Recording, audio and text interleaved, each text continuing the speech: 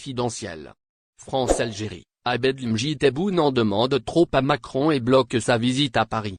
Algérie a pu confirmer au cours de ses investigations que de nombreux blocages perdurent encore dans les relations algéro-françaises et explique les retards constatés dans l'organisation de la visite d'État de Tebboune à Paris prévue au cours des 2 dernières semaines du mois de juin prochain.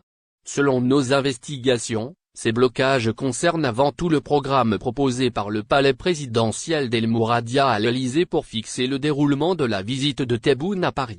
Ce programme est jugé lourd et irréaliste car il contient de nombreux points sensibles qui ne suscitent pas pour le moment un consensus entre Paris et Alger.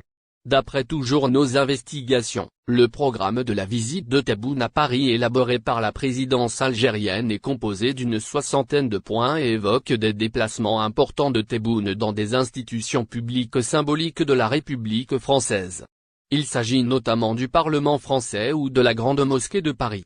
Mais de son côté, l'Élysée a fait savoir à la présidence algérienne qu'elle ne peut pas fournir des garanties pouvant permettre la validation de cette feuille de route car elle rencontre de nombreux obstacles difficilement surmontables comme par exemple l'effort probable que l'opposition française conspuée exprime fortement sa désapprobation de la présence du président algérien au sein de certaines institutions politiques très prestigieuses de la République française. Par ailleurs, le volet sécuritaire et militaire qui devra être discuté lors de la visite de Tebboune à Paris devra inclure la participation du patron de l'institution militaire algérienne, Saïd Changria, et nécessitera la mobilisation du côté français des décideurs du ministère des Armées.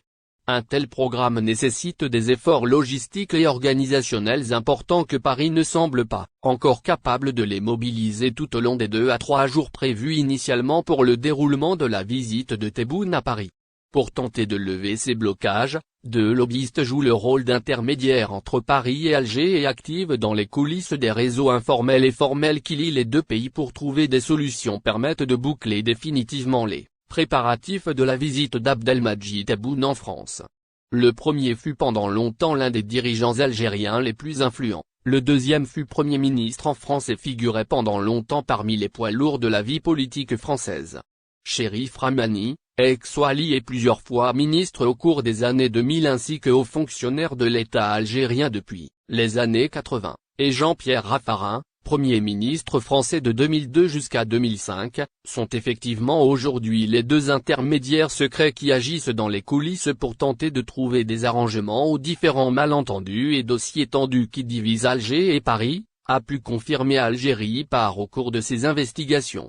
Leur travail est de plus en plus complexe, en raison du fossé des incompréhensions qui ne cessent de se creuser entre l'Algérie et la France. Toutes nos révélations détaillées dans cette émission animée par notre directeur de publication, Tebboune brise à Ligue Diri et prouve qu'il veut imposer par la force son 2e mandat à l'Algérie en 2024.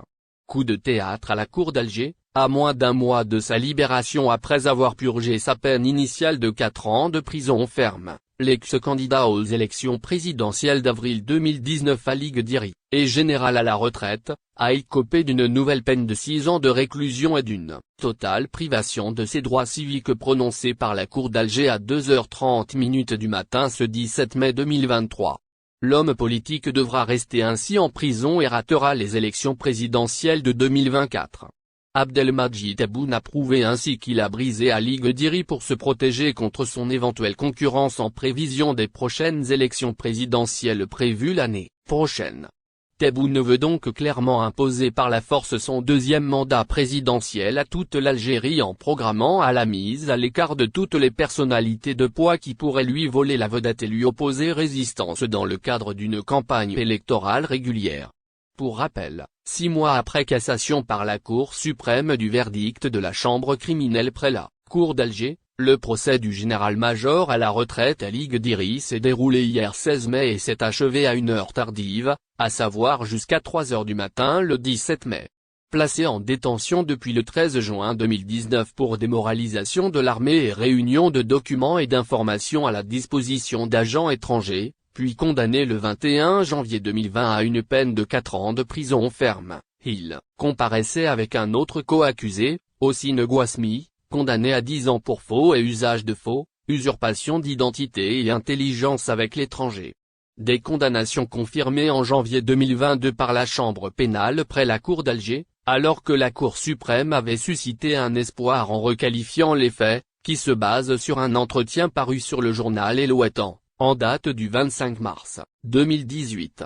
Lors de ces deux procès, l'ex-candidat à l'élection présidentielle avortée de 2019 et ancien directeur des ressources humaines au ministère de la Défense durant 15 ans, jusqu'à 2015, où il a pris sa retraite, n'avait pas cessé de déconstruire l'accusation de participation en temps de paix à la démoralisation de l'armée à travers un entretien accordé à El Watan, publié le 25 décembre 2018. Avant l'interview, j'avais publié 3 contributions dans le même journal.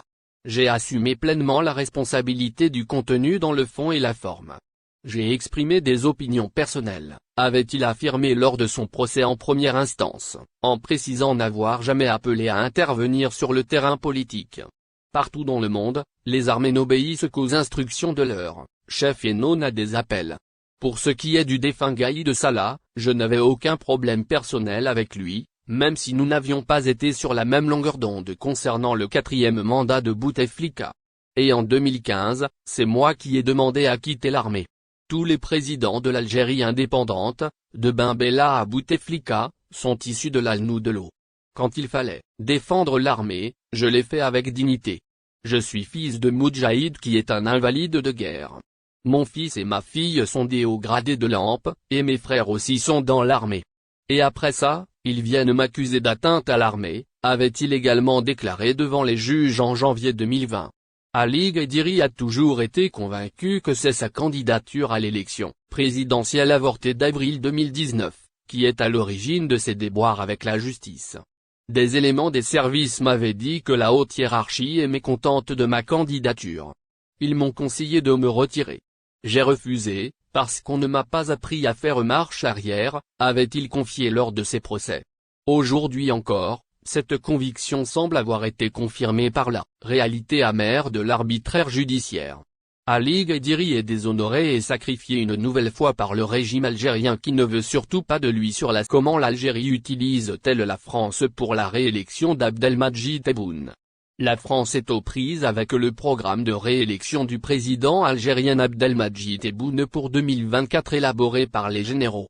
Un programme bulldozer qui détruit tout sur son passage et qui fait de l'Élysée un élément central de sa stratégie. L'Algérie vit une nouvelle crise avec la France sans pour autant qu'elle ne soit revendiquée, et elle remet en cause la visite attendue du président algérien à Paris. Les médias algériens proches de la Mouradia n'ont pas manqué de critiquer fortement la France depuis l'adoption de la résolution sur les droits de l'homme et la situation des journalistes par le Parlement européen. Alger accuse directement Paris d'avoir orchestré le vote de cette résolution, et cible les députés du parti présidentiel. Le journaliste algérien exilé en France, Abdou Semar, a confirmé les informations de Express FR, qui indiquaient que le secrétaire général du ministère algérien des Affaires étrangères, Amar Belani, était la source anonyme du site d'information Tout sur l'Algérie, à l'origine de plusieurs positions de l'Algérie sur divers dossiers. Dans une émission consacrée à la brouille diplomatique entre l'Algérie et la France, et le report de la visite à Paris du président algérien Abdelmadjid Tebboune, le journaliste a affirmé qu'Amar Belani utilisait le site OTSA pour écrire des articles ou faire poster des articles dans lesquels il exprime les positions officieuses de l'État ou il envoie des messages à la diplomatie française. Cette visite ne cesse de connaître des remous et n'arrive pas à être arrêtée. L'Algérie ne cesse d'adopter un ton grincheux mêlé à une certaine amertume et à de la colère, a-t-il déclaré. Le journaliste algérien, en citant des investigations et des sources, a indiqué que le président français Emmanuel Macron n'a pas voulu, ou n'a pas pu, valider le programme qui a été proposé par la présidence algérienne pour cette visite d'État. Il a révélé que la présidence algérienne a proposé un programme très lourd qui regroupe une 60aine de points et qu'Abdelmadjid Tebboune voudrait faire de sa présence en France un événement majeur, à la fois médiatique, politique, et diplomatique qui marque les esprits et qui fait du buzz. En effet, le président algérien veut faire de ce déplacement le point focal et le lancement de sa campagne pour les élections prévues en décembre 2024. Une exposition surmédiatisée qui devrait le propulser en avant dans les sondages de popularité, lui qui a été placé au pouvoir grâce à des élections maquillées. Mais depuis la chasse à l'homme entreprise par son régime, le changement constant de ministres, les arrestations de politiciens et autres personnalités, l'incapacité de mettre en place des projets intéressants pour la population et de surcroît la création de la haine envers le Maroc, le président Tebboune sait qu'il n'a pas acquis la confiance du peuple algérien. Ces derniers mois, il a multiplié les interviews télévisées truffées de mensonges et d'approches. N'oubliez pas, abonnez-vous à notre chaîne Olive News et activez les notifications pour recevoir nos publications en temps réel.